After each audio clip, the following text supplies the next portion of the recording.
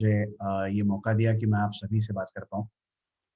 बहुत वर्षों से वो सेतु इस संस्था से जुड़ी हुई है और जी, मुझे बहुत अच्छा लग रहा है कि अ, एक ऐसी संस्था जो सीनियर सिटीज़न्स के साथ-साथ बाकी समाज के लिए भी काम करती है। इसके साथ में जुड़ के मैं कुछ अपने व्यूज़, अपने थॉट्स आप लोगों को दे पाऊँगा, शेयर कर पाऊँगा। मुझे बहुत अच्छा लग जी, रहा है, आप सभी से जी बात सर, ठीक है। वैसे आज के विषय पे आने के पहले मैं थोड़ा-सा ब्रीफ आप लोगों को करना चाहूँगा कि मैं लगभग 30-35 मिनट आप लोगों से बात करूँगा, शेयर करूँगा और उसके बाद में आप लोगों के जो भी सवाल रहेंगे, उन सवालों के जवाब मैं आपको दूँगा। आप हाथ रेज़ कर सकते हैं, बता सकते हैं कि मुझे सवाल पूछना है तो आप बिल्कुल अपने आप को म्यूट करके अनम्यूट करके आप सवाल पूछ सकते हैं। तब तक के थोड़े से मेरे विचार जो है वो हो सकता है कि अलग तरीके के हो, तो मुझे लगता है कि आप ज़रूर इसको एक्सेप्ट करेंगे। अ, आप लोग अपने आप को अनम्यूट नहीं करेंगे तब तक के जब तक कि आपको कोई सवाल नहीं पूछना है, क्योंकि बीच-बीच में डिस्टर्बेंस होता है तो it is difficult for everyone. तो ये मेरी रिक्वेस्ट दरख्वास्त है आपसे कि आपको वीडियो ऑन रखना है तो आप रख सकते हैं, लेकिन अपने आप को म्यूट ही रखिएगा। Thank you very much.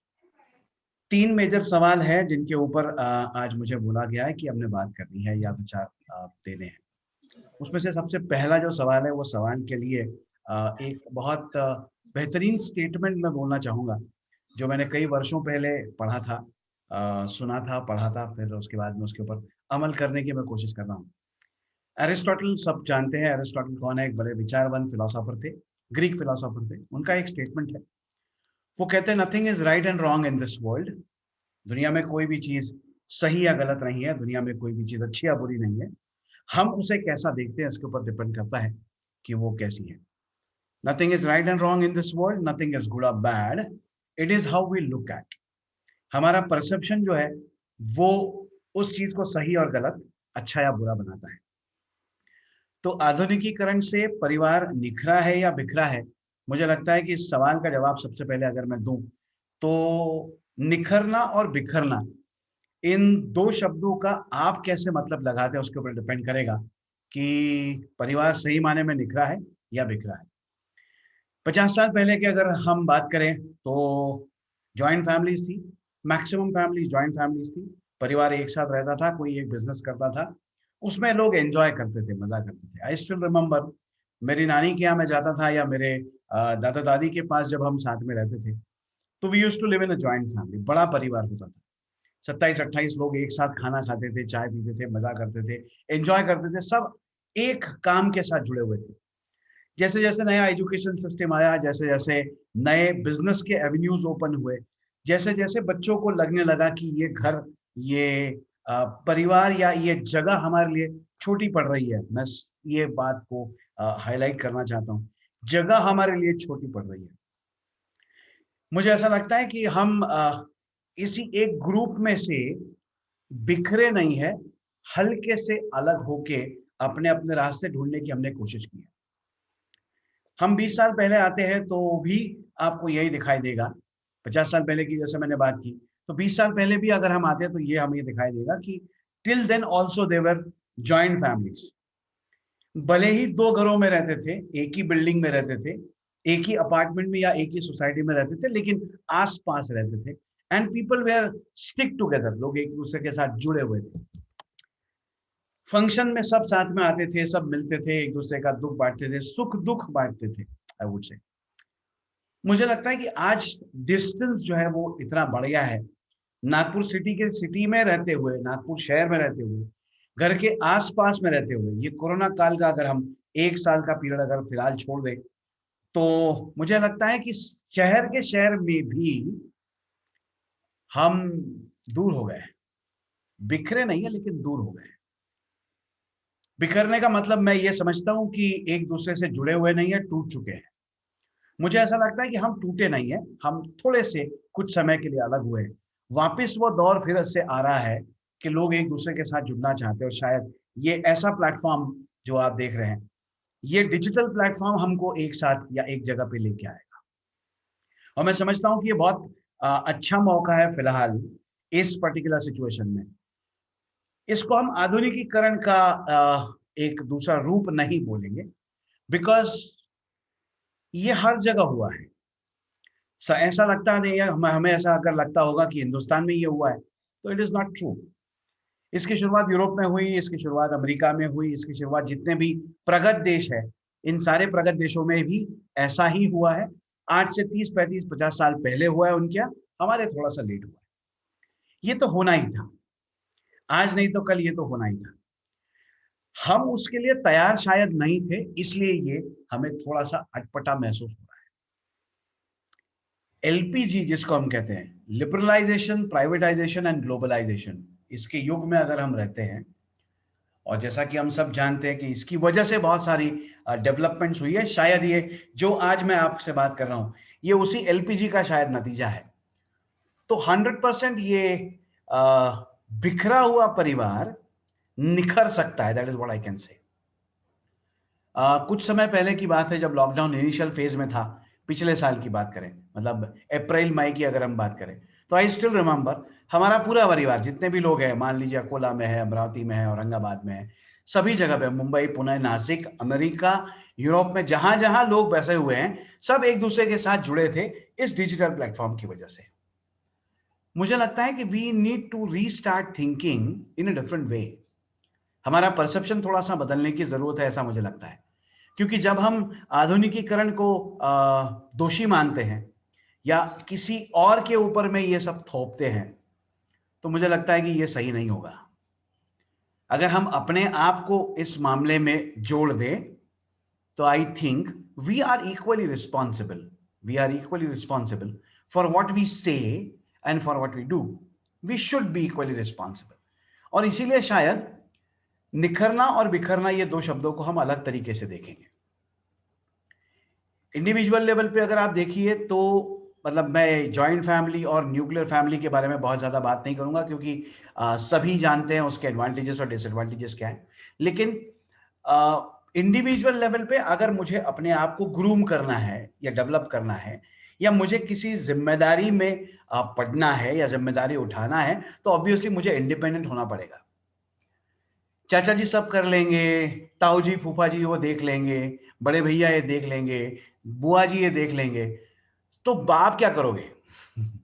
मुझे ऐसा लगता है कि you need to be independent enough to understand and think to do certain things. ये तभी होगा जब आप थोड़ा सा अलग निकलेंगे, जब आप थोड़ा सा अलग हट के रिस्पॉन्सिबिलिटी को अपने कंधे के ऊपर लेके काम करने की शुरुआत करेंगे। कहीं ऐसा तो नहीं है कि हम हमेशा जैसा बोलते आए हैं। ये कुछ सवाल जो है ये मैं पूछ रहा हूं, मैं समझता हूं कि मेरे साथ काफी सीनियर लोग भी जुड़े हुए हैं, करीब 60-65 साल के ऊपर के भी सीनियर लोग हैं, मेरी एज के भी लगभग 15 साल उनसे छोटे लोग भी हैं, और बहुत यंग एज के भी कुछ लोग जुड़े हुए मुझे दिखाई दे रहे हैं। तो 3 जनरेशंस इस ग्रुप के साथ में जुड़ी हुई आज इस पर्टिकुलर मीटिंग में दिखाई दे रही है। ये जो स्टेटमेंट मैं बोल रहा हूं, ये स्टेटमेंट आप ध्यान से सुनेंगे, इनका कुछ नहीं हो सकता। हमारे जमाने में ऐसा कभी नहीं हुआ। इन लोगों को जिम्मेदारी लेना ही नहीं है। मैं समझता हूं कि हर जनरेशन के लोग स्टेटमेंट्स बोलते आए, चाहे आज से 50 साल पहले के लोग हो, 25 साल पहले के लोग हो, या आज के लोग हो। हमने हर बार पिछली जनरेशन को और हर बार अगली वाली जनरेशन को दोषी माना है, या ये बोल के उनके साथ में हमने व्हाट आई शुड से उनको एक अलग तरीके से ट्रीटमेंट दिया है कि बड़े बुजुर्ग जो है इनको कुछ नहीं समझता, मम्मी को तो कुछ भी नहीं समझता, टीचर जो आज बोलेगी वो सही है, जैसे हमारे बच्चे आज बोलते हैं, या हमारी जनरेशन बोलती है कि मम्मी पापा आपको कुछ नहीं समझता, हम जानते हैं क्या करना है बेहतर। और वो बोलते हैं हमेशा कि ये अगली जनरेशन क्या करेगी पता नहीं, इनका क्या होगा समझ में नहीं आता, ये कैसे रिस्पॉन्सिबिलिटी लेंगे, गॉड नोस। हर जनरेशन दूसरी जनरेशन को ऐसा ही बोलता आया है, और ये सालों साल से चला आ रहा है, आज का नहीं है।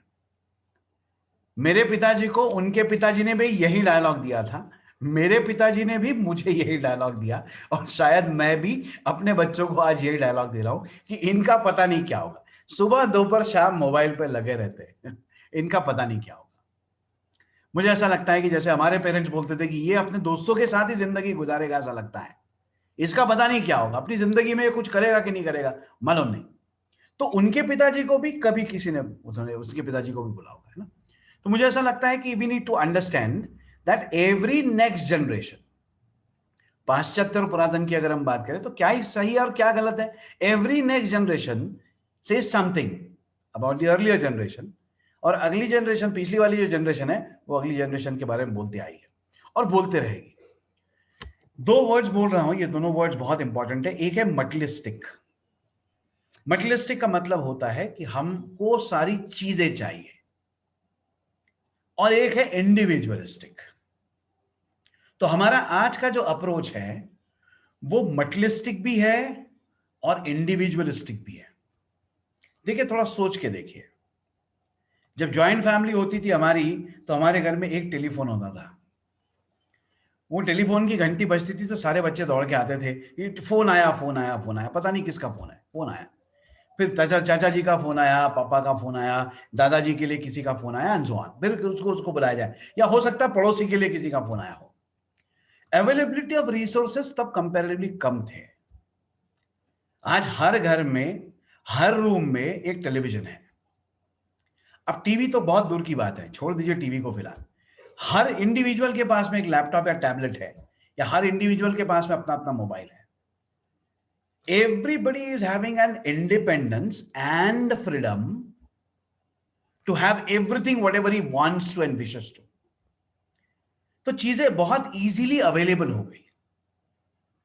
ये आधुनिकीकरण का नतीजा हुआ। Easy availability of most of the things.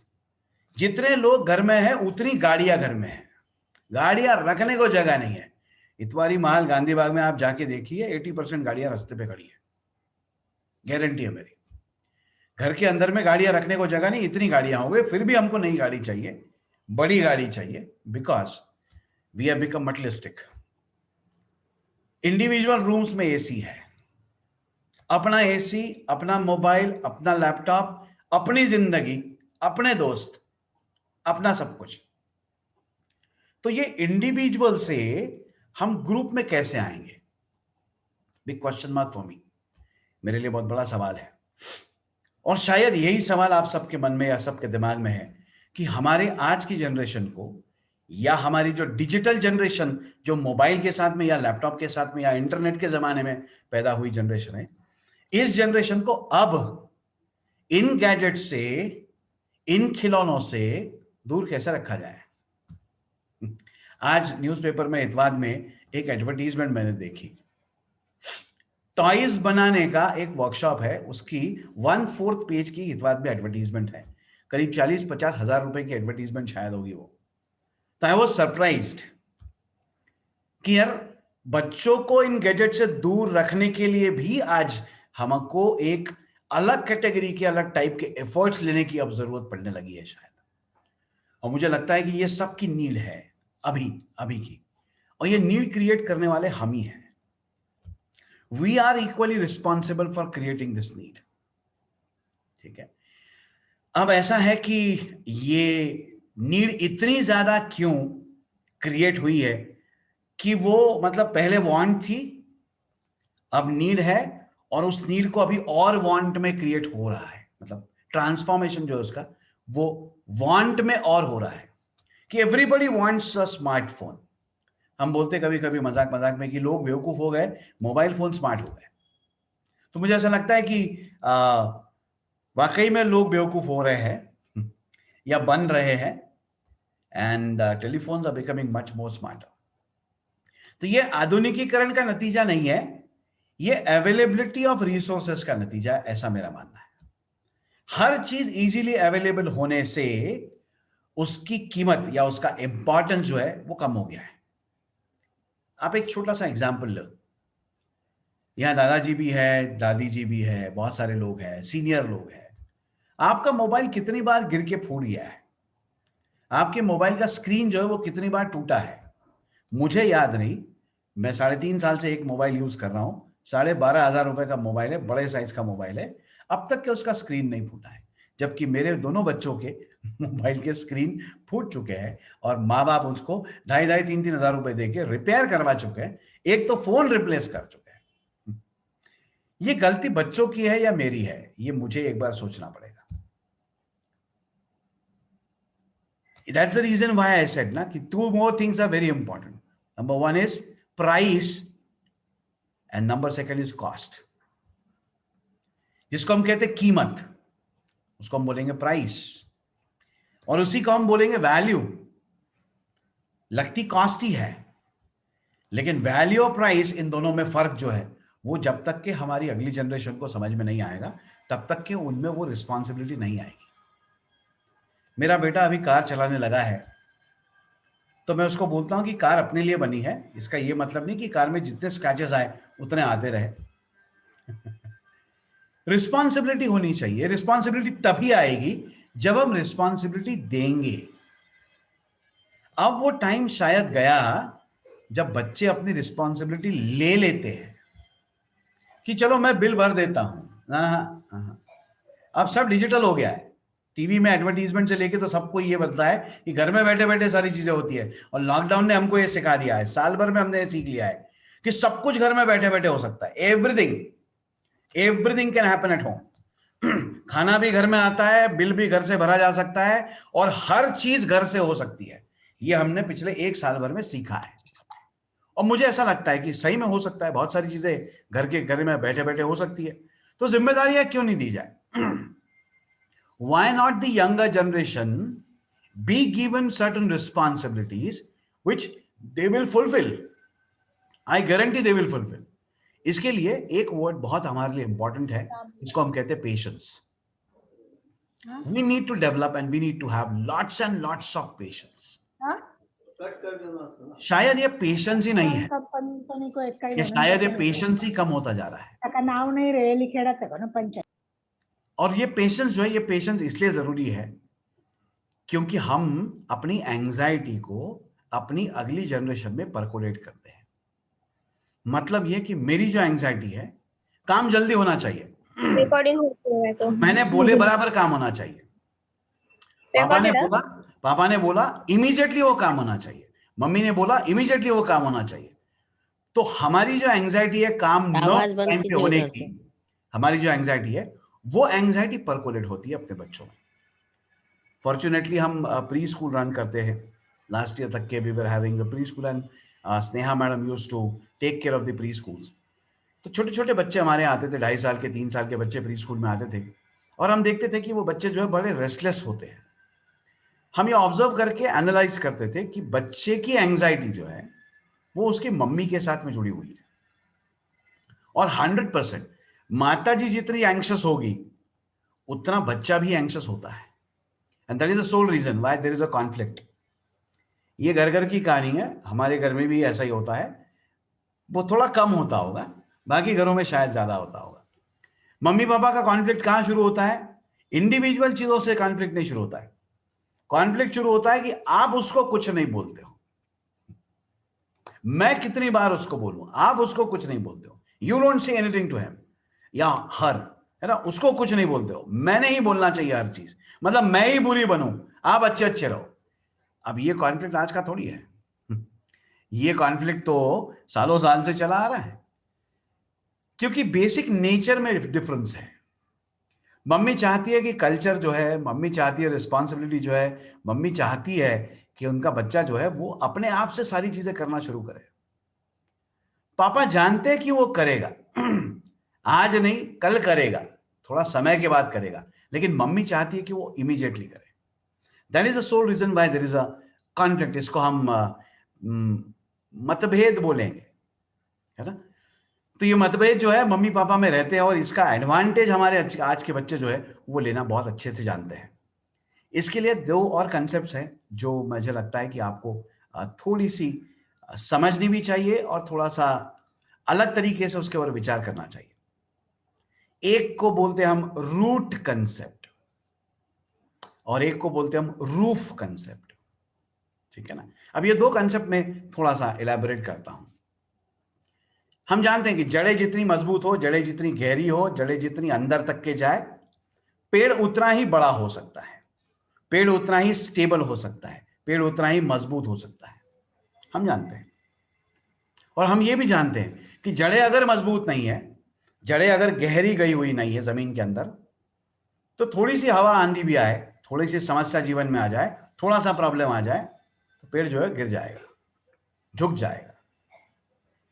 हमारे आज के जो बच्चे, आज की जो जनरेशन है जिसको हम डिजिटल जनरेशन कहते हैं, ये सारी जनरेशन जो है वो रूफ कंसेप्ट के ऊपर बिलीव करती है, वो आज पे बिलीव करती है।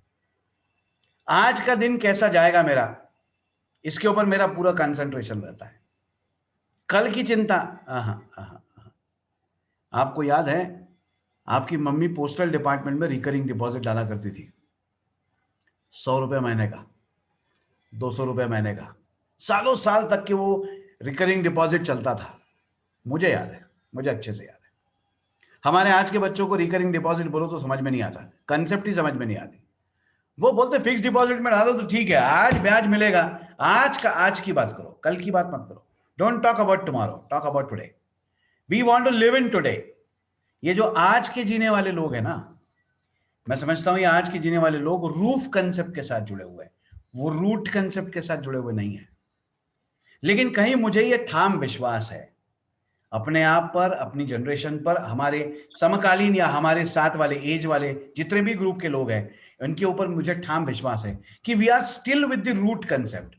कितना भी कुछ भी हो जाए, हम कितने भी दूर चले जाएं, हम देश में विदेश में कहीं पे भी रहे, दुनिया के किसी भी कोने रहे, हम अपनी जड़ों को नहीं भूलेंगे, हम अपने माँ बाप से नहीं टूटेंगे, क्योंकि हमारी जड़ें मजबूत हैं।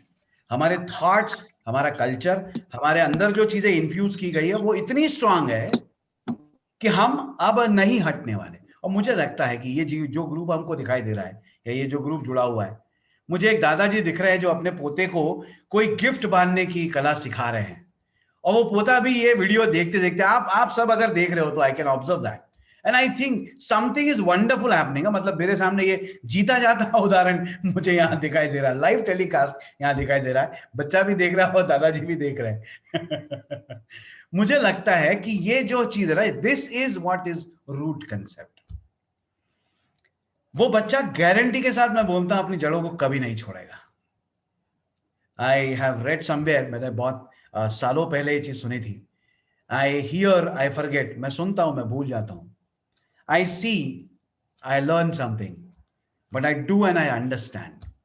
मैं करता हूं और मैं उसको जिंदगी भर कभी नहीं भूलता।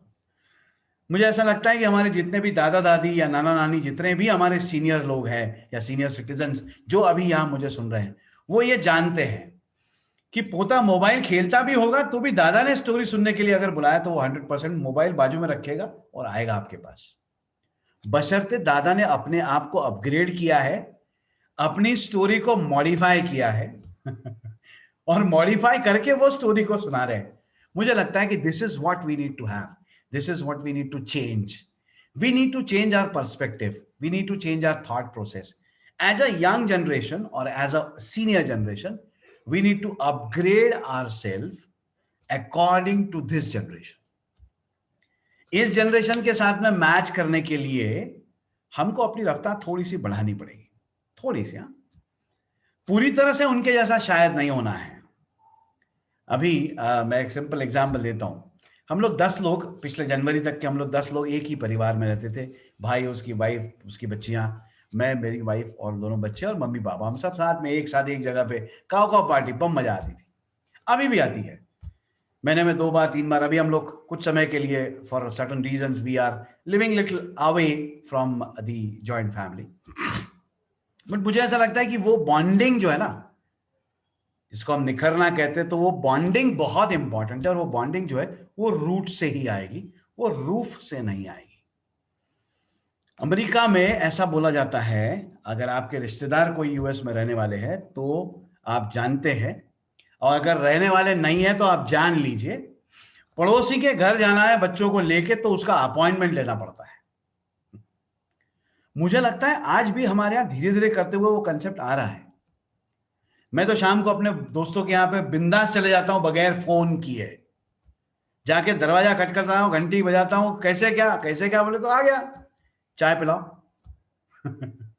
मुझे लगता है this is the way we need to live in today ना। अरे हर बार फोन किया तो कोई काम है करके ही थोड़ी फोन किया, हर बार घर पे आता हूं तो कोई काम है करके थोड़ी आता हूं, ऐसे नहीं आ सकता क्या? मैंने अपने लिए जितना समय दिया है उतना ही समय मैं तुम्हारे लिए भी दे रहा हूं। ये कंसेप्ट जो है ना, ये कंसेप्ट वापस आना चाहिए। This is what is my thought process. और ये तभी पॉसिबल होगा जब हम एक दूसरे की इंडिविजुअलिटी को एक्सेप्ट करेंगे। एक थोड़ा सा अलग कंसेप्ट आप लोगों को दे रहा हूं, देखिए कितना एक्सेप्ट होता है। हर इंडिविजुअल का अपना अपना एक पर्सनल स्पेस होता है। ये पर्सनल स्पेस कंसेप्ट समझते हैं आप? देखिए कैसा है। अभी ये वीडियो शुरू नहीं हो रहा था तो 5 मिनट पहले my wife was standing besides me. मेरी बीवी मेरे बाजू में खड़े होके लैपटॉप कनेक्ट हो रहा है कि नहीं ये देख रही थी। वो 30-35 सेकंड के लिए, मिनट भर के लिए पड़ोस में खड़ी थी। मैंने उसको इमीडिएटली बोला कि कुर्सी है सामने, बैठ जाओ, बैठ के बात करो, डोंट स्टैंड बिहाइंड मी। मेरे पीछे की जो स्पेस है ना, मेरे लिए बहुत इंपॉर्टेंट है, मेरे लिए बहुत इंपॉर्टेंट है। मेरे आगे की स्पेस जो है बहुत ओपन स्पेस है। हर इंडिविजुअल की अपनी अपनी पर्सनल स्पेस होती है। जितने आपके दोस्त ज्यादा, उतनी वो पर्सनल स्पेस बड़ी होगी। मेरा हाथ देख रहे हैं ना, बड़ी होगी, पर्सनल स्पेस बड़ी होगी। जितने दोस्त कम, उतनी पर्सनल स्पेस छोटी होगी। और जितनी पर्सनल स्पेस आपकी छोटी, उतना इंडिविजुअलिस्टिक आपका अप्रोच रहेगा। तो ये आपकी पर्सनालिटी के ऊपर डिपेंड करता है कि आपका इंडिविजुअलिस्टिक अप्रोच रहेगा या आपका ग्रुप के निर्मल साथ पाल में भी आ तो गया यहाँ पर जेल नाम। होके या ग्रुप के साथ में आप मिक्स होके काम करना पसंद करोगे। हम पिछले कई वर्षों से ऑर्गेनाइजेशंस के साथ काम कर रहे हैं। अलग अलग तरह की फार्मास्यूटिकल कंपनियां बोलो या मैन्युफैक्चरिंग यूनिट्स बोलो, हम उनके साथ काम कर रहे हैं। और हम देखते हैं कि कुछ लोग जो है वो इंडिविजुअल लेवल पे बेहतरीन काम करेंगे, चाहे वो कंप्यूटर के साथ में हो, चाहे वो प्रोडक्शन का काम हो। Individual 1-to-1 they will work, they will function appropriately. Sorry, जहां पे ग्रुप की बात आई, वहां पे उनका प्रॉब्लम शुरू होता है। ग्रुप के साथ में एडजस्टमेंट करना डिफिकल्ट होता है, ग्रुप के साथ मैनेज करना डिफिकल्ट होता है। और हमारे जो तीसरा सवाल है कि क्या ये सोशल मीडिया, क्या ये इंडिविजुअलिस्टिक दल पकड़ने वाला मोबाइल और हमारे बच्चों का बढ़ता हुआ स्क्रीन टाइम, क्या ये हमारे बच्चों की शांति को भंग करेगा? क्या ये परिवार की एकात्मता को दूर करेगा? 100% दूर कर रहा है, कर चुका है। कर रहा है मतलब कर चुका ना। पिछले 1 साल से हम क्या कर रहे हैं देखिए। स्कूल के बच्चे 7-7 घंटे लैपटॉप के सामने बैठे हुए रहते हैं, कम से कम 6 से 7 घंटे। 4 घंटे का स्कूल, 3 घंटे का ट्यूशन क्लास। क्या करेगा वो? 9-10 स्टैंडर्ड में तो मारी मारी चलते रहती है। 11 स्टैंडर्ड में तो फिजिक्स का अलग क्लास, केमिस्ट्री का अलग क्लास, बायोलॉजी का या मैथमेटिक्स का क्लास अलग। मुझे लगता है कि ये हम ऑलरेडी कर चुके हैं। अब इसको रेक्टिफाई कैसे करना है, अपग्रेड कैसे करना है, या हमने इसमें चेंज कैसे लाना है, ये मुझे समझने की जरूरत है। और ये समझने के लिए हमको 2 चीजें करनी है, बहुत इंपॉर्टेंट चीजें जो हम कर सकते हैं। एक, घर के अंदर का कुछ टाइम ऐसा हो जहां पे गैजेट्स होना ही नहीं चाहिए। No gadgets at all. दादा दादी भी गैजेट को हाथ नहीं लगाएंगे, मम्मी पापा भी गैजेट को हाथ नहीं लगाएंगे। वो चार्जिंग टाइम बोलो उसको। उसको आप रिचार्जिंग, अपने लिए रिचार्जिंग और मोबाइल के लिए चार्जिंग टाइम बोलो आप। Can happen. हमने ये करने की कोशिश की है। अभी मेरा मोबाइल चार्जिंग पे लगा हुआ है, 20% 25% बैटरी थी। जब तक कि ये सेशन खत्म होता है 100% बैटरी हो जाएगी। ये जो टाइम है ना, ये जो टाइम है, this particular time will be recharging time for our own self. 1-to-1 interaction का ये टाइम रहेगा। चाहे वो घर में आने के बाद, चाहे वो डिनर करने के टाइम पे या ब्रेकफास्ट के टाइम पे, आप डिसाइड करो कौन सा टाइम होगा। And that time is a compulsory time. कुछ चीजें घर में कंपल्सरी होती है। ये रूल्स एंड रेगुलेशंस हो सकते हैं, अलिखित नहीं। अब लिखित करो चलेगा, हरकत नहीं कोई, बोर्ड के ऊपर लिख के दो। क्योंकि हमारे बच्चों को लिखित में चाहिए ना चीजें, बहुत सारी चीजें लिखित में चाहिए होती, तो लिख के लो भाई। क्या लिख के लो? ये टाइम पे no mobiles, no mobiles allowed in our place. कितना भी इंपॉर्टेंट कॉल आया, 1 घंटे में कोई बड़ा भारी फर्क नहीं पड़ने वाला। कितना भी इंपॉर्टेंट कॉल आया तो हमें अभी भी याद है कि लैंडलाइन जब भी बजता था 10 साल पहले, तो डर लगता था कि क्या हो गया, किसी का इमरजेंसी फोन आ गया। We have started using mobile from 97-98। हम 32 रुपए इनकमिंग और 16 रुपए आउटगोइंग वाले लोग हैं। तो मुझे लगता है कि बहुत सालों से हम इसको यूज कर रहे हैं। तो अब we are used to it. अब नहीं भी रहा तो इतना प्रॉब्लम नहीं है। मुझे लगता है कि कुछ समय, for some time, these gadget should be kept away, दूरी रखने का। सोते समय मोबाइल हमारे पास नहीं चाहिए। देखना हो गया, जो कुछ भी आपको देखना है, व्हाट्सएप देखना है, यूट्यूब देखना है, जो कुछ भी आपको देखना है, नेटफ्लिक्स देखना है, ZEE5 देखना है, जो भी आपको देखना है देखो, मोबाइल उठाओ, चार्जिंग में लगाओ, सो जाओ। रेडिएशन का क्या होता है मुझे नहीं समझता, मुझे इतना मालूम है कि मोबाइल मेरे पास में, सर के पास में नहीं चाहिए। मोबाइल उठाओ, बाजू में रखो, अलार्म बजेगा तो उधर बजेगा। एडवांटेजेस डिसएडवांटेजेस हम सबको अच्छे से मालूम है, क्या करना है ये मैं शेयर कर रहा हूं, what we need to do. Number दूसरा बहुत इंपॉर्टेंट चीज, ये तो हमने डिस्टेंसिंग की बात की, मोबाइल या गैजेट डिस्टेंसिंग की बात की ना, दूर रखे डिस्टेंस, अपने शरीर से, अपने आप से दूर रखे कुछ समय के लिए। दूसरी बहुत इंपॉर्टेंट चीज, किसी भी टॉपिक के ऊपर में फैमिली में डिस्कशन होना चाहिए। दिन में हो एक बार बहुत अच्छी बात है, 2-4 दिन में एक बार हो तो चलो ठीक है, मान लेते हैं, लेकिन एटलीस्ट वीक में 2 टाइम तो डिस्कशन होना चाहिए। चाहे वो कॉन्फ्लिक्ट वाला डिस्कशन ही क्यों ना हो, झगड़े होने तक के डिस्कशन होना चाहिए।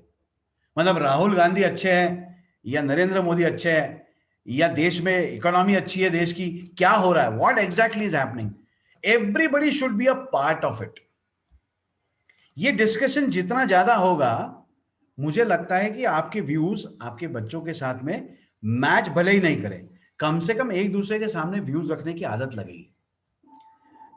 देखिए, हम जब कॉलेज टाइम पे थे, आई एम स्टिल रिमेंबरिंग, 89 से लेके तो 96 तक के मुझे अच्छे से याद है, तब हम लोग शाम को जाके दुर्गा रेस्टोरेंट नाम का एक शंकर नगर में रेस्टोरेंट था, उस रेस्टोरेंट के आगे हम बैठते, गप्पे टप्पे लगाते थे, 20-25 दोस्त, जो है 15-20 दोस्त तो कम से कम रहते थे, एक दूसरे की टांग खींचते थे, एक दूसरे को गाली देते थे, जो कुछ भी, मतलब वो यंग एज में जो मस्ती होती है, वो यंग एज में मस्ती वहां जाके चौक में बैठ के वो यंग एज में मस्ती होती थी। और मैं गारंटी के साथ बोलता हूं कि जो लेवल ऑफ कॉन्फिडेंस हमारा आज लोगों के साथ में, मेरा खासकर लोगों के साथ में, वो उस चौक के ट्रेनिंग का नतीजा है। हमारे बच्चे कॉलेज में जाते हैं, उनकी रैगिंग नहीं होती, उनका किसी प्रकार से दूसरे के साथ इंटरेक्शन नहीं होता, वो अपने अपने दुनिया में मस्त रहते हैं, अपने लैपटॉप के साथ, अपने सिलेबस के साथ, अपने ही दुनिया में, अपनी ही धुन में, अपने ही वर्चुअल वर्ल्ड में वो रहते हैं, उनके दोस्ती नहीं है। हफ्ते में कम से कम 2 केसेस मेरे पास में ऐसी आती है जहां पे इंडिविजुअलिटी की वजह से बच्चा अकेला हो गया है और अब मां बाप चाहते हैं कि वो अपने दोस्तों के साथ मिक्सअप हो। डिफिकल्ट। ग्रेजुएशन लेवल पे लड़का या लड़की आ गई है, उसके दोस्त ही नहीं है, गिने चुने 1 या 2 दोस्त है, कहां से आएंगे? ये है इंडिविजुअलिस्टिक अप्रोच। ग्रुप के साथ काम करने की आदत नहीं है, कैसे होगी? अकेला बैठा हुआ है, अकेला काम करेगा तो अकेला कंप्यूटर के साथ जिएगा। इसके रेफरकेशंस कहां होते मालूम है? शादी के बाद। ना वो अपने माँ बाप के साथ एडजस्ट कर पाया सही तरीके से, ना वो अपने सास ससुर के साथ एडजस्ट कर पाएगी या कर पाएगा, ना वो अपने बेटर हाफ के साथ एडजस्ट कर पाएगा। Number of divorces are increasing day by day. 40% rise है डिवोर्स के केसेस में। एडजस्टमेंट कहां से करेंगे? सबसे मेजर प्रॉब्लम जो है, इंटरपर्सनल एडजस्टमेंट नहीं है। And this is not because of the digital India only, but this is because that we have given them a choice. जब मोबाइल ही नहीं है हाथ में या बैटरी डिस्चार्ज हो जाती तो बच्चा क्या करता है बताइए मेरे को? आप ट्रेन में जा रहे हैं, आपकी मोबाइल का चार्जर नहीं है, बैटरी डिस्चार्ज हो गई है, क्या करते हो आप? या तो सोते हो या दूसरे के साथ कुछ गप्पे लड़ाते हो, बातचीत करते हो।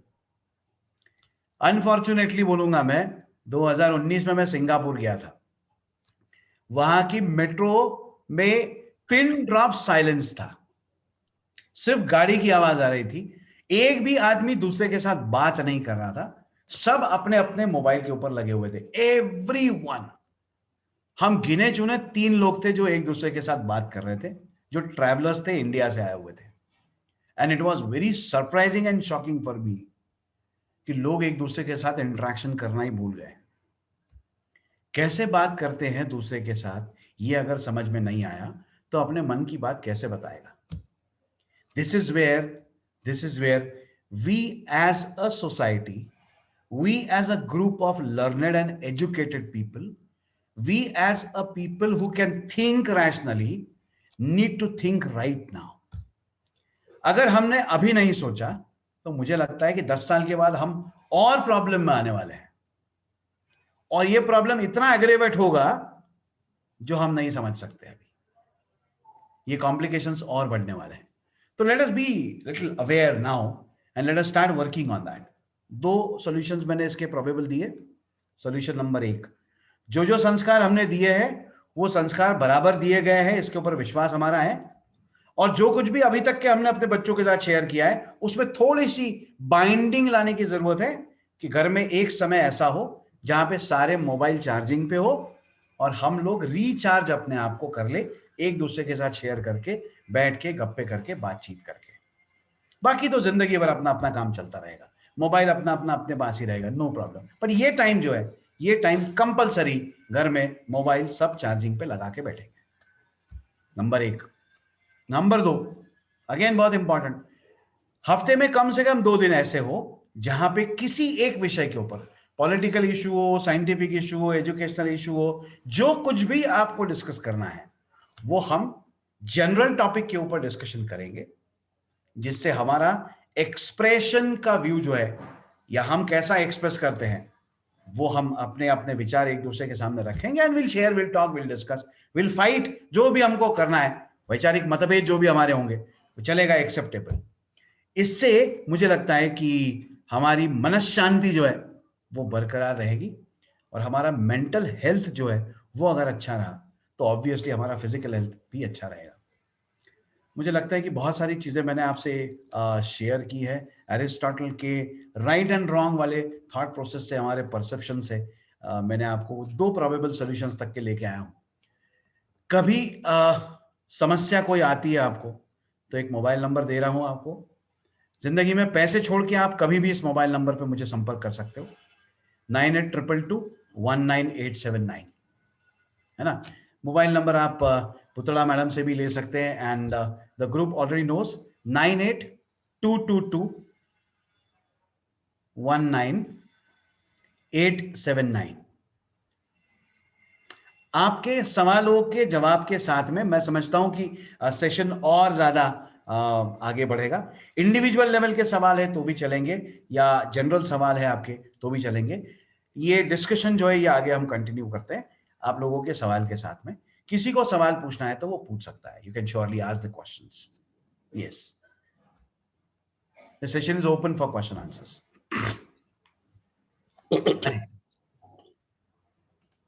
या सर, यस, बहुत जबरदस्त आपने बात की है जी. कि इस दुनिया में इंडिविजुअल कलेक्शन करते करते हम अपने आप, अपने लोगों से, अपने घरों से दूर होते जा रहे हैं. और सर आपकी आवाज बराबर नहीं आ रही, फिर से रिपीट कीजिए. अच्छा, आवाज आ नहीं रही सर? अब ओके, बोलिए. हाँ, नहीं, आपको सुनकर मुझे बेहद खुशी हुई कि सारे परिवारों में आज घर घर की ये कहानी है जी. कि लोग 4 अगर हैं तो 4 कमरों में बैठ के मोबाइल पे बात करते हैं और अपने इश्यूज शेयर करते हैं. This is very unfortunate. जी. मदर टेरेसा ने कहा था कि भजन और भोजन अगर घर में साथ में होता हो तो परिवार जुड़ा रहता है. This is the basic concept of roots. That's what I understand. Yes. तो दूसरी एक मेरी, बच्चों को हायर एजुकेशन के लिए जहां ज्यादा फैसिलिटीज हैं, हम छोटे गांवों से, छोटे घरों से दूर भेजना चाहते हैं ताकि उनका करियर और फ्यूचर बने जी. लेकिन कच्ची उम्र में बाहर भेजने के बाद में वो रूट से कट जाते हैं और रूफ के कॉन्सेप्ट से जुड़ जाते हैं और बाद में बहुत कुछ हासिल करके भी घर परिवार और रिश्तों को तोड़ देते हैं. ये बैलेंस कैसे हो सकता है, इसके बारे में कुछ गाइडलाइंस दीजिए. जी. सबसे पहली चीज तो ये मैं आपसे शेयर करना चाहता हूं कि रूट्स अगर स्ट्रांग है तो बच्चा आपसे कभी नहीं टूटेगा जी. खास करके मेल चाइल्ड की मैं बात कर रहा हूं क्योंकि ये मैक्सिमम नंबर ऑफ टाइम्स पाया गया है. जैसे अभी हम जहां रहते हैं वहां पे हमारे नीचे में एक 84-85 साल के दादाजी रहते हैं और 82-83 साल की दादी माँ रहती है. दोनों के बच्चे, एक इंग्लैंड में है, एक अमेरिका में है. जी. तो हमारा बेटा ग्रेजुएट हो गया पिछले साल, तो वो दादी माँ उसको बुला के बोलती कि बेटा तू अमेरिका जाएगा तो वापस जरूर आना, हमारे बच्चे आने वाले नहीं है, कम से कम तू आ जाना। जी। मुझे ऐसा लगता है कि रूट्स अगर स्ट्रांग है ना, तो बच्चे जहां भी रहे, they won't get away from you. जी। डिस्टेंस, अभी डिस्टेंस का बहुत बड़ा इशू नहीं है। 48 घंटे के अंदर में हम कहीं से कहीं भी पहुंच सकते, दुनिया के किसी भी कोने से। ये कोरोना का पीरियड हम बात करना छोड़ देते हैं, अदरवाइज हम कहीं भी कभी भी जा सकते हैं, दुनिया के किसी भी कोने में से 48 घंटे में हम पहुंच सकते हैं इन केस ऑफ इमरजेंसी। जी। और बच्चे हमारे इतने भी इररिस्पॉन्सिबल नहीं है कि माँ बाप अगर प्रॉब्लम में है तो बच्चे नहीं आएंगे। Be sure about it. जी। एक बार का ऐसे हो सकता है कि आपकी 25वीं एनिवर्सरी है, तो शायद बच्चे मना कर दे कि पापा इस बार पॉसिबल नहीं है। लेकिन अगर पापा का बाईपास होने वाला है तो मैं गारंटी देता हूं कि 100% बच्चा अब आएगा। जी। मुझे लगता है कि ये रूट्स स्ट्रांग होने चाहिए, और रूट स्ट्रांग करने के लिए कुछ एक ऐसा बॉन्ड हो जो फादर डेवलप कर सकते हैं। ये दो साइड है हमारे ब्रेन के। हमारे ब्रेन का राइट साइड जो है वो इमोशनल साइड है। हम जैसे बोलते हैं ना कि भावनाओं में बह जाता है आदमी, तो भावनाएं दिल से नहीं आती है, भावनाएं आपके ब्रेन के राइट साइड से आती है। The right side of your brain is an emotional brain and the left part of your brain is the rational brain. तो ये दो चीजें मैं रिलेट करता हूं पेरेंट्स से। मम्मी जो है वो ब्रेन का आपके राइट साइड होगी, और फादर जो है वो आपके ब्रेन का लेफ्ट साइड होगा। Father always talks little more rational, ऐसा मुझे लगता है। You may agree to disagree to this.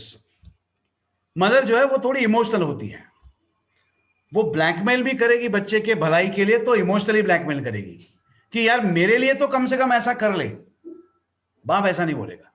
तो father will say this is, ये सही है, ये होना चाहिए, that's the end of the story. This is rational, acceptable, ये होना चाहिए, करना ही पड़ेगा।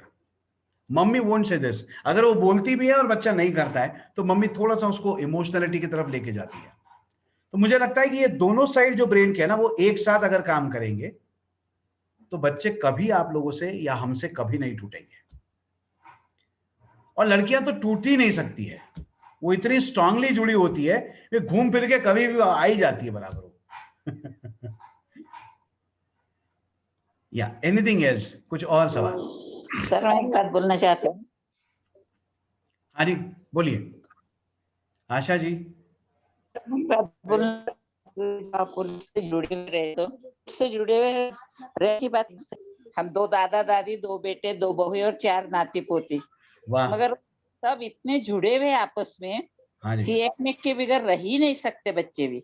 बिल्कुल। ये अपने रूट्स की जो परवरिश बोलते हैं, जो बांध के रखने की जी, वो है खास। जी जी जी। जो अपनी परवरिश पे अपने को भरोसा चाहिए। Yes, agreed. हम क्या संस्कार देते हैं, हम क्या सिखाते हैं? सिर्फ सिखाने से नहीं सीखते हैं बच्चे, हमको वैसा करना पड़ता है। हम जैसे करेंगे वैसा ही पाएंगे।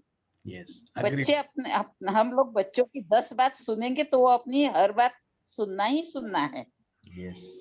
हम जबरदस्ती प्रेशर से या डर से नहीं उनको सकते।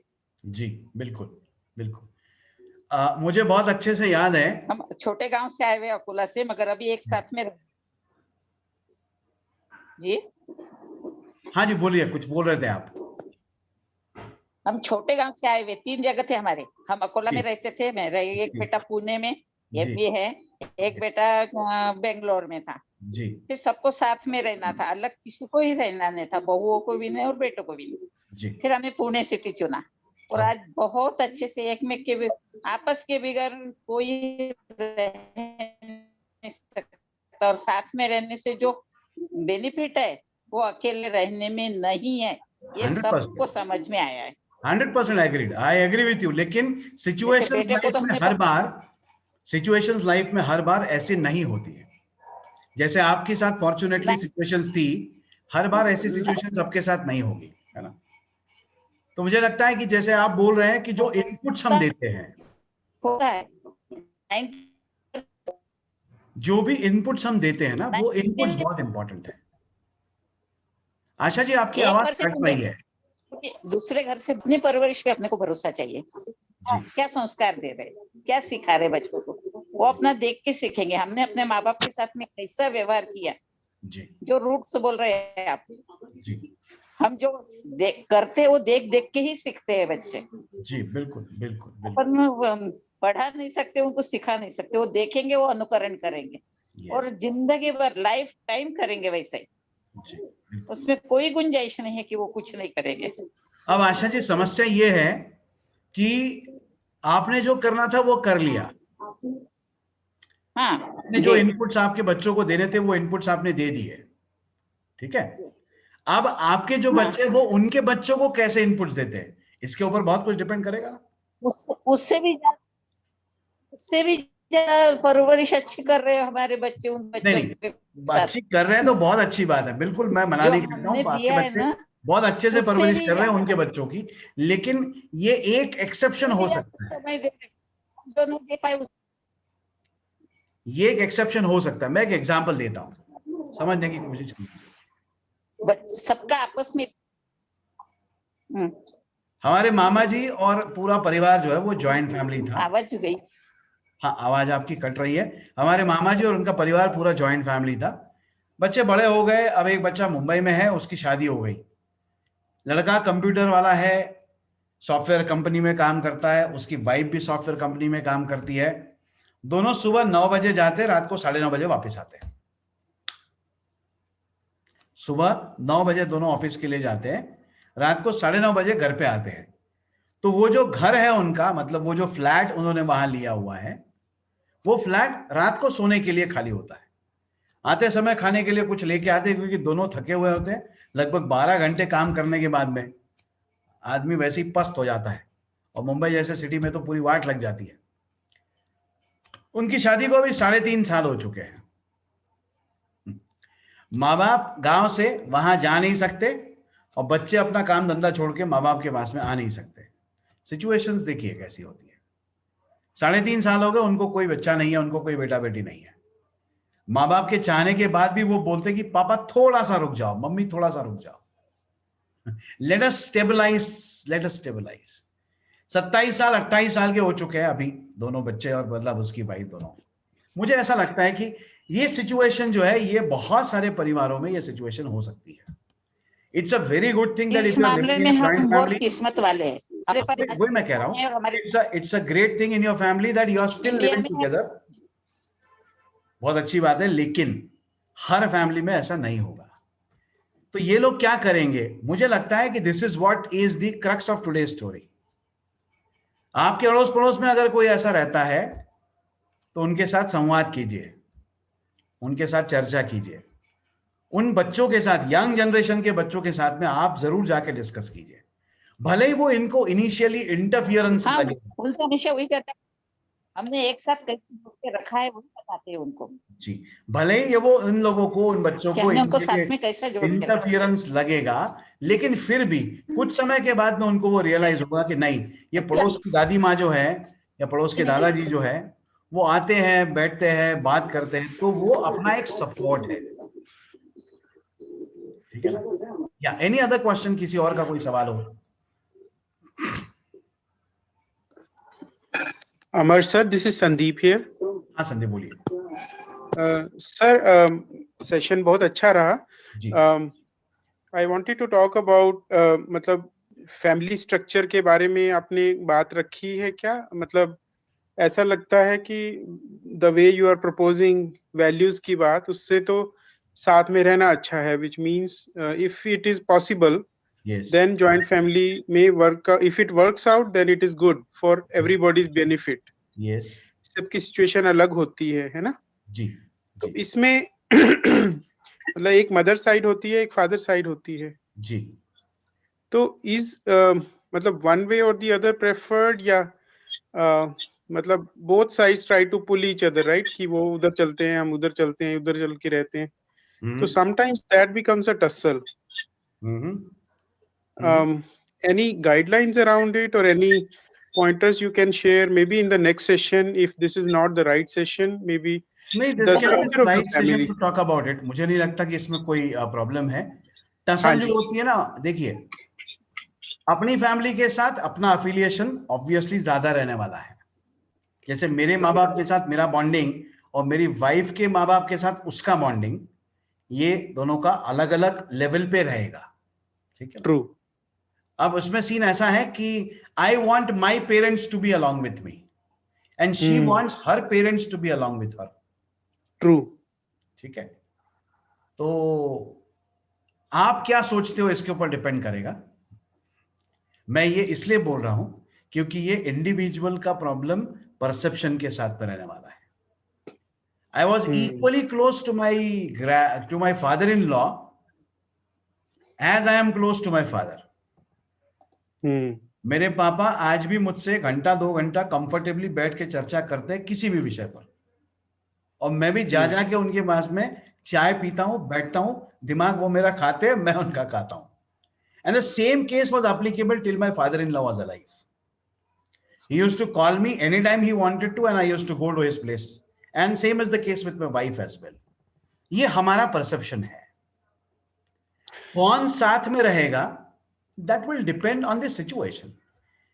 जैसे नागपुर शहर का एक बहुत नामांकित डॉक्टर है, उसके फादर इन लॉ और मदर इन लॉ के लिए उसने फ्लैट जो है वो अपने सामने वाला फ्लैट परचेज किया, मतलब 2 आमने सामने के घर परचेज किए। क्योंकि उसके फादर इन लॉ और mother in law senior citizen हो गए, उनको प्रॉब्लम्स है, they can not stay away and they can not stay alone, somebody has to take care with them of them, and he wanted them to be with them but not in the same house. True. तो सामने वाला घर ले लिया। तो वो घर के घर में ही है, सामने भी है, केयर भी कर सकते हैं, कभी भी बुला सकते, कभी भी जा सकते हैं बगैर किसी प्रॉब्लम के। You have to find out individual solution.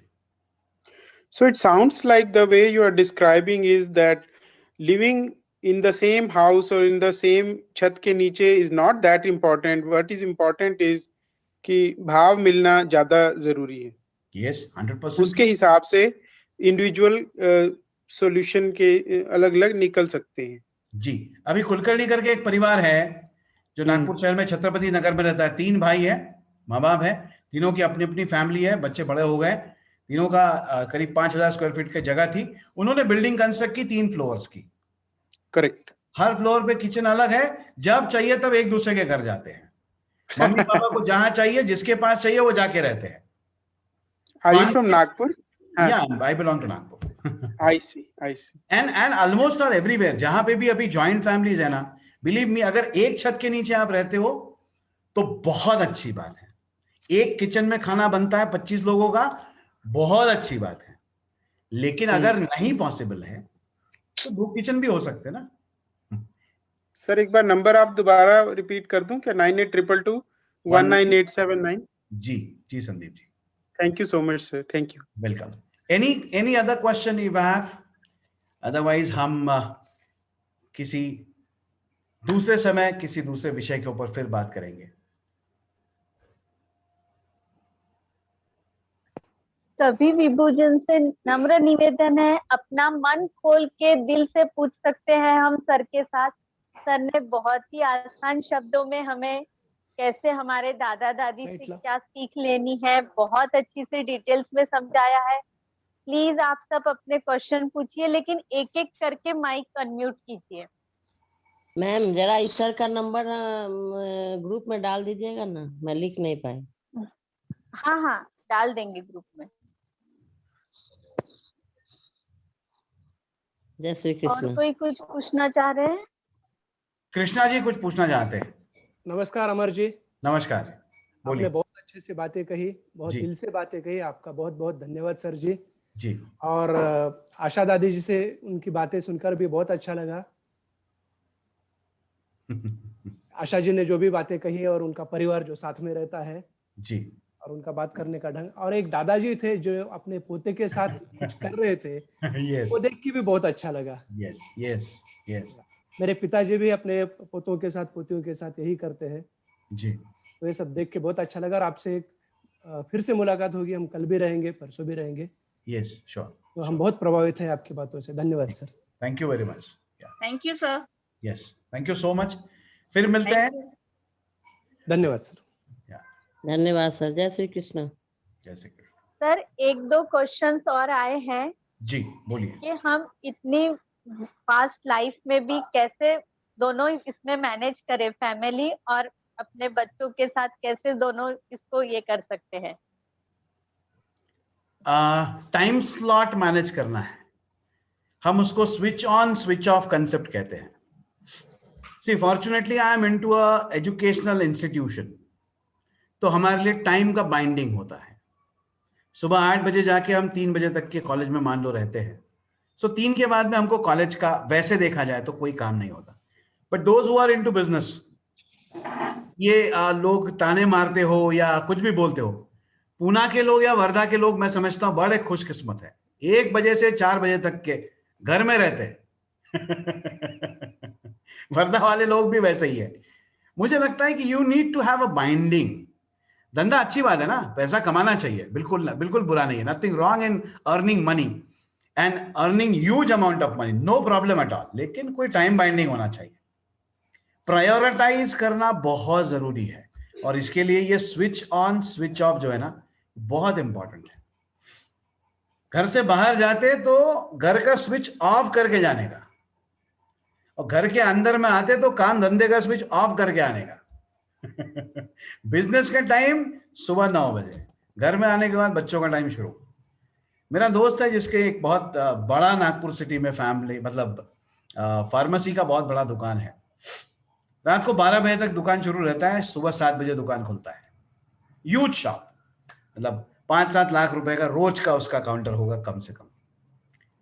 अब हमारी चर्चाएं होती है, डिस्कशंस होते हैं, तो बच्चों की समस्याएं आती है। बीइंग अ साइकोलॉजिस्ट मुझसे बहुत सारी चीजें शेयर होती है, चर्चा होती है। मैं हमेशा उसको बोलता आया और आज भी बोलता हूं, प्रायोरिटी नहीं देगा तो प्रॉब्लम में आएगा। बिजनेस रहने ही वाला, लाइफ टाइम बिजनेस रहने वाला, और बिजनेस चलने वाला है, कम ज्यादा बिजनेस चलने वाला है। फैमिली जो है वो कुछ समय के लिए बच्चे आपके पास रहेंगे। अभी मैं तो बोलता हूं खुशकिस्मत है वो जिनके बच्चे उनके पास अभी रहते हैं।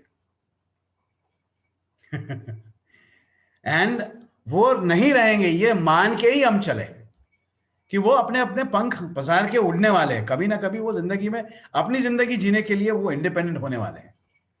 तो it is better to live and give time to them right now. 15 साल का गेम हम बोलते हैं ना, parenting is a game of 15 years only. 10th standard के बाद आपके बच्चे पंख लगा के फुर्र हो जाने वाले हैं, फिर आपके पास टाइम होगा, उनके पास टाइम नहीं होगा। तो बेटर है कि अभी टाइम दो। स्विच ऑन स्विच ऑफ का बटन जो है उसको एक्टिवेट करो, वो ऑलरेडी है आपके पास। या any other question? This would be the last question. हाँ जी,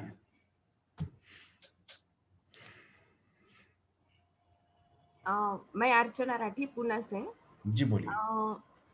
दादा दादी चाहते हैं रूट मजबूत हो, और पोता पोती के माँ बाप चाहते हैं, जैसे बेटा बेटी चाहते हैं कि रूफ हो। तो इसमें बैलेंस कैसा करें? इसमें बच्चे परेशान हो रहे हैं, तो उसमें बैलेंस कैसा करें? रूट मजबूत कीजिए, रूफ अपने आप आता जाता रहेगा। तो बच्चों को एक तरफ से हम अलग बोलते हैं, बेटा बेटी अलग बोलते हैं, तो कैसा करें? वो खुद रैशनलाइज कर सकते हैं, मालूम है आपको। आप ये मत समझिए कि आपके पोता और पोती छोटे हैं। हम बोलते हैं कि वो 3 साल के ऊपर जब हो जाते हैं तो वो रैशनली सोचना शुरू कर देते हैं। Believe me, I have seen kids asking their parents, ये नैपी की जैसे टीवी में एडवर्टीजमेंट आती है ना, वैसे सैनिटरी नैपकिन की भी एडवर्टीजमेंट आती है। तो हमने अभी देखा है कि 3 साल का बच्चा अपने माँ बाप से पूछता है ये क्या है, बिकॉज ही इज आस्किंग ना, ही इज सीइंग दैट, देख रहा है वो, तो वो पूछेगा। ये यंग जनरेशन का ये तरीका है। They want rational answers for everything they see. ऐसा क्यों, ये क्या होता है? जो उसका सही जवाब देगा वो उनके लिए अच्छा आदमी है। और मैं गारंटी के साथ बोलता हूं ये दादा दादी ही होते हैं जो सही जवाब दे सकते हैं। क्योंकि एज अप्रोप्रिएट बहुत सारी चीजें आ जाती हैं। मम्मी पापा बेवकूफ बना सकते हैं, दादा दादी बेवकूफ नहीं बनाते, वो सीधा सीधा जवाब देंगे। आपने एकदम सही बोला, आपने एकदम सही बोला। थैंक यू सर, बिल्कुल सही है। स्कूल में ग्रैंड पेरेंट्स दिन था, तो मेरा 3 साल का बच्चा आपके ग्रैंड माँ को क्या अच्छा लगता है, वहाँ कोई भी चीज ग्रैंड माँ के पास दिए तो भी 1-2 मिनट में मिलेगी, ये गारंटी के साथ मैं रख। थैंक यू सो मच, बहुत अच्छा लगा आप सभी से बात करके। Thank you so much sir ji, thank you so much. आप विभू में आए और एक परिवार की तरह आपने इनको सबको समझाया, बात की और इनकी सारी समस्याओं का, इनफैक्ट सभी के मन की बात आपने कही है और बहुत सारी उलझने सुलझ जाएगी, हमारे मन की उलझने सुलझ जाएगी तो हमारे रिश्तों की भी उलझने सुलझ जाएगी। कहते हैं ना कि बात करने से बात बनती है और बात न करने से बातें बनती है। तो गुड कम्युनिकेशन और आपसी आदर, एक दूसरे को आदर करना है, रिस्पेक्ट करना है और एक दूसरे के लिए प्यार बिल्कुल किसी कोने में छुपा के नहीं रखना है। हमारे तौर तरीकों से, हमारी बातों से, हमारी हरकतों से समझे कि वी केयर और बहुत ही अच्छे से हमको ये सब बांध के रखेगी, ये सब बातें। ये सीमेंट से बना हुआ ये प्यार का घर, इस तरह की सीमेंट से, प्यार के सीमेंट से बना हुआ ये घर बिल्कुल बहुत सुंदर से परिवार को छत्र देगा। तो मेरा परिवार, मेरा अभिमान, मेरा स्वाभिमान और मेरा जीवन। Thank you so much sir for being here on Vibhu. सभी विभूजन को शत नमन। फिर से आप पधारिए विभू में। सर के जैसे हमें इस सोसाइटी के जो दर्शक है, ये हमें जरूर समय समय पर आकर सजग करेंगे, हमारी समस्याओं का समाधान देंगे। तो आप लोग विभू से जुड़े रहिए, ऐसे कई सत्र और आएंगे और सर भी हमारे साथ फिर से आएंगे, ऐसा मैं विश्वास रखती हूँ। एक टॉपिक के साथ में जो भी आप सजेस्ट करेंगे वो टॉपिक हम लेंगे, सर से समझेंगे। पर अगेन वही है कि बात करने से बात बनेगी, तो आप लोग अपना फीडबैक दीजिए, अपने प्रश्न पूछिए, अपनी समस्याएं रखिए, तब हम आपको और अच्छे से परोस पाएंगे। जो आपको चाहिए वो हम आपको दे पाएंगे, स्वास्थ्य से संबंधित सभी बातें आपको बता पाएंगे। इस समुंदर में जो है परिवार के और रिश्तेदारियों के और समाज के समुंदर में हमें कैसे रहना है बिना खराब किए और बिना खुद परेशान हुए, ये भी हम लोग कोशिश करेंगे बहुत सुंदर साफ सुथरा जीवन जीने की। Thank you once again. Good evening everyone. Thank you. नमस्ते। जय Shri Krishna. Sir, thank you once again for being with Vibhu. Thank you everyone. Vibhu number पहला मोबाइल चलाने में आता था, बहुत अच्छा था। आप सभी का बहुत बहुत धन्यवाद, सभी विभूजन का। हम सभी कल भी जरूर से ज्वाइन करेंगे। कल इसके दूसरे दिन हमारे साथ कुंती दीदी होंगे, उनका सेशन से भी हमें मार्गदर्शन मिलेगा। आज सर ने बहुत ही अच्छी से एक्सप्लेन किया, अमर सर ने। बहुत बहुत धन्यवाद सर, सभी विभूजन की ओर से। अभी के सत्र को मैं यहीं विराम देती हूँ। हम सभी कल सुबह मिलेंगे 6:30 बजे योग और प्राणायाम सत्र में। जय श्री कृष्ण।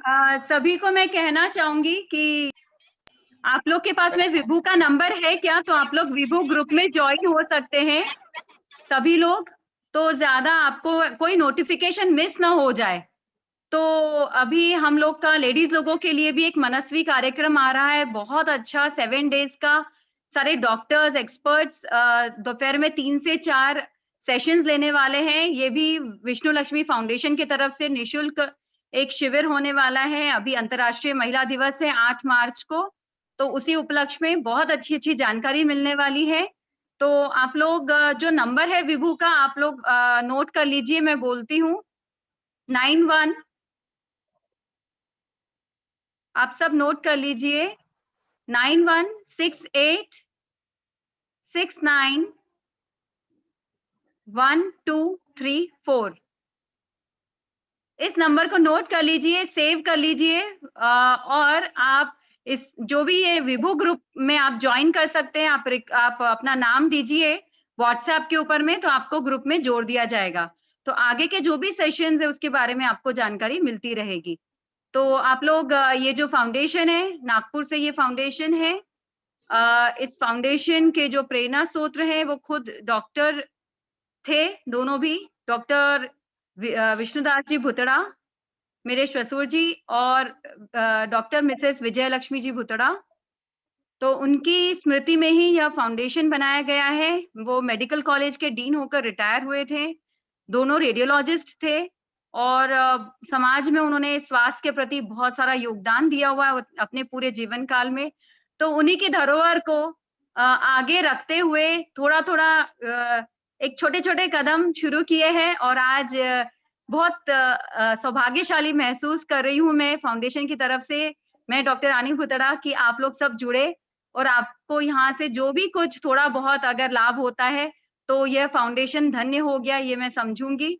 तो आप लोग खुद भी जुड़े रहिए और भी लोगों को जोड़िए, और ऐसे कई सेशंस, निशुल्क सेशंस आप लोग के लिए, बिल्कुल जेन्युइन इन्फॉर्मेशन, ऐसी इन्फॉर्मेशन जिसमें आपको बिल्कुल कोई भी तरह से कोई डाउट करने की आपको मतलब नहीं करना होगा, बिल्कुल ऑथेंटिक इन्फॉर्मेशन आपको यहाँ से मिलेगी इस मंच से। तो आप लोग जुड़े रह सकते हैं। स्वास्थ्य संबंधित, मानसिक स्वास्थ्य, शारीरिक स्वास्थ्य, दोनों भी स्वास्थ्य का पूरा पूरा ध्यान रखा जाएगा, और पारिवारिक स्वास्थ्य भी और सामाजिक स्वास्थ्य भी। तो इस तरह से पूरे संपूर्ण रूप से हम काम करने की इच्छा रखते हैं।